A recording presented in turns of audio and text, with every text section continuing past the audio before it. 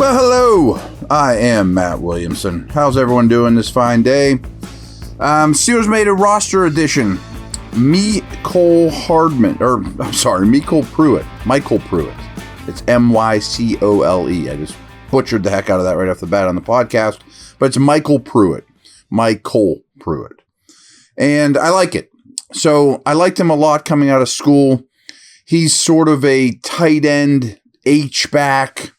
Not really a fullback at all, but once in a while he'll line up in the backfield, but more of an H-back type. Sort of a bigger version than Connor Hayward, who we'll get to here in a minute. But if you look at Hayward, he is now on the official depth chart listed as FB/tight end, where Pruitt will not get any of that FB designation. And Arthur Smith, who we'll talk about here quite a bit, usually employs a fullback, but not a Dan Kreider, Tim Lester, come downhill, blow up linebackers in the hole guy.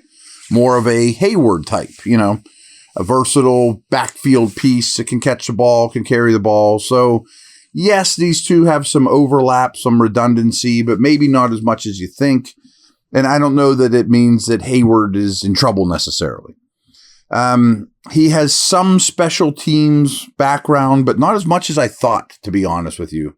Not really his specialty. I frankly don't know if he's good or great on special teams, but he hasn't done a ton of it. Pruitt, I'm talking about, obviously.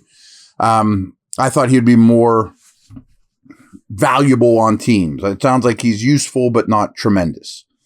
Obviously, there is a Falcons Arthur Smith connection. He played for Atlanta the last 2 years. But he also followed Arthur Smith from Tennessee to Atlanta, too. So now he follows Arthur Smith from Tennessee to Atlanta to Pittsburgh. Clearly, he is a Arthur Smith guy. And I'm cool with that because now you have Van Jefferson, you have Cordarrelle Patterson, so you have a tight end, a wide receiver, and a running back that all played for Smith last year as they help install this offense. None of them are super expensive. None of them are really a massive investment in any way. This Pruitt contract's going to be very small. I don't think he's even guaranteed a roster spot. Neither is Van Jefferson.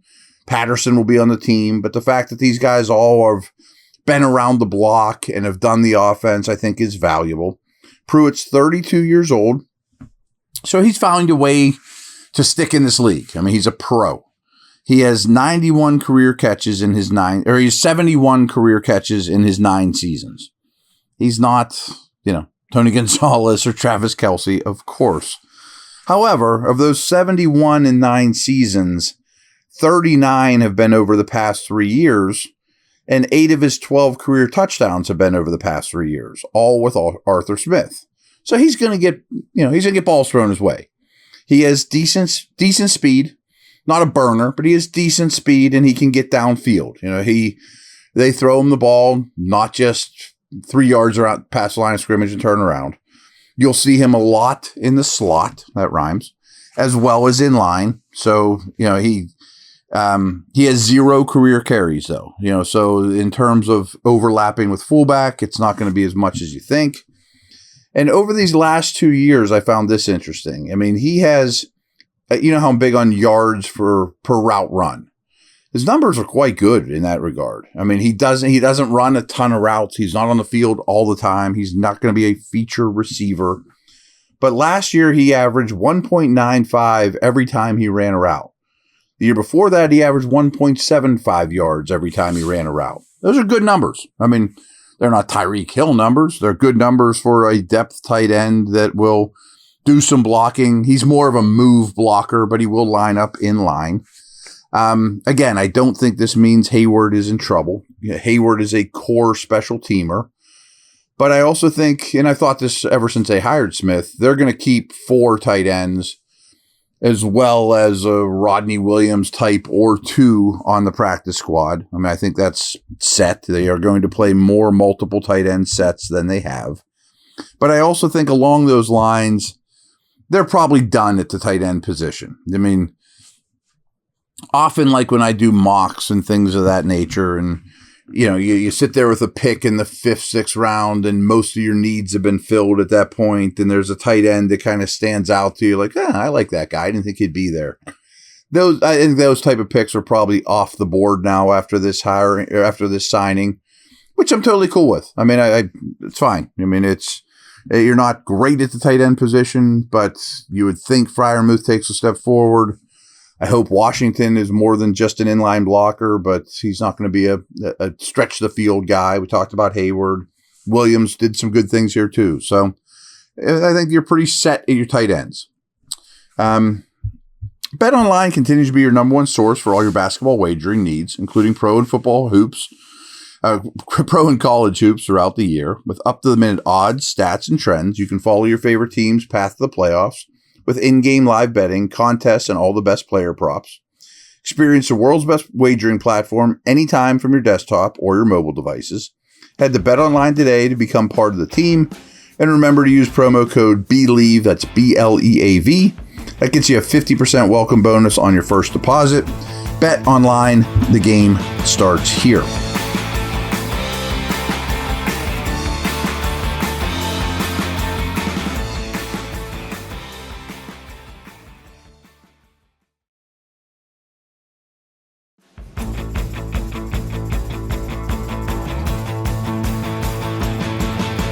Now, not long ago, we talked about the Steelers' 30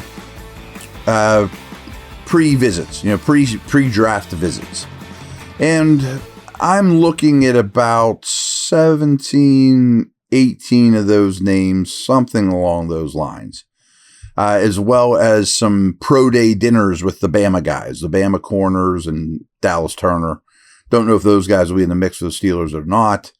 But as I told you, this list is pretty crazy. It's all wide receivers, O-line, D-line, corners.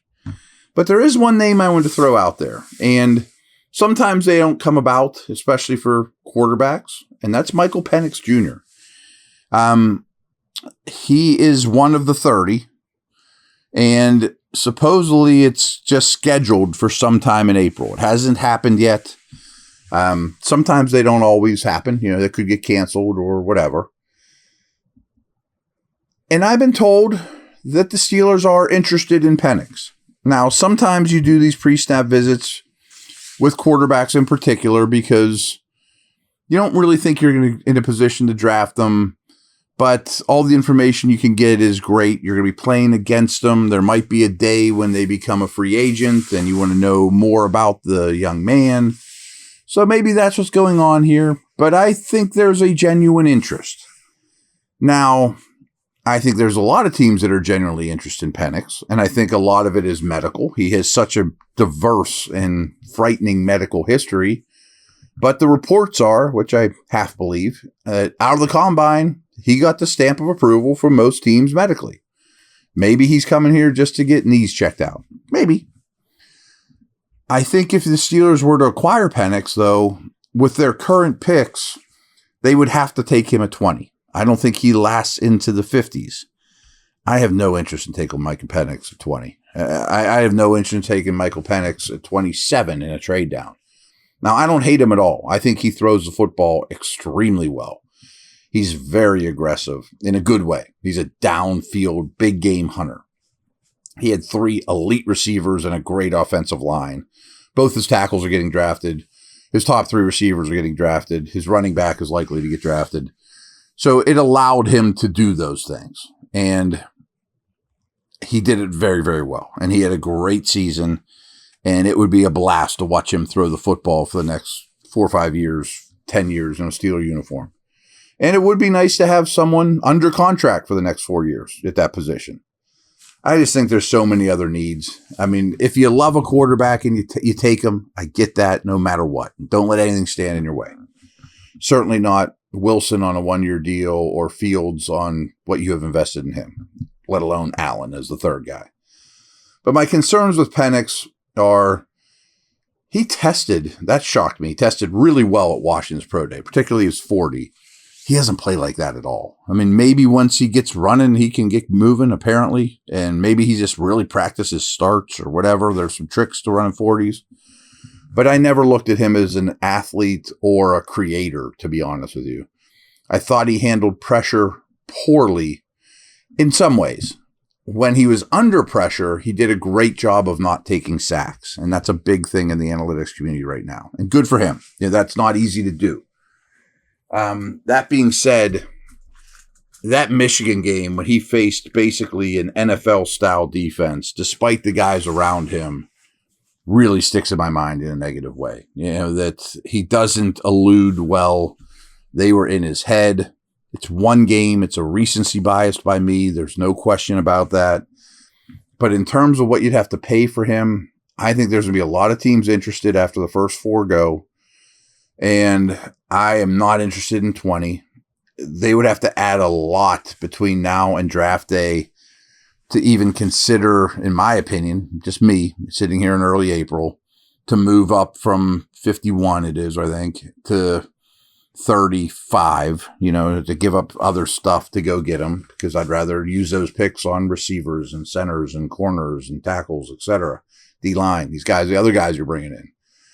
But I did find it interesting, and I don't think it's a smokescreen. I think they like him.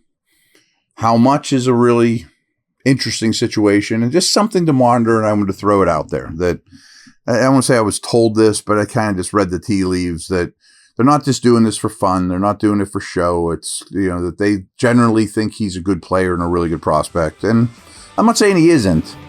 I just don't know that that's the move for this team build, considering the needs and the picks you have. All right, everyone, be well. Talk to you soon.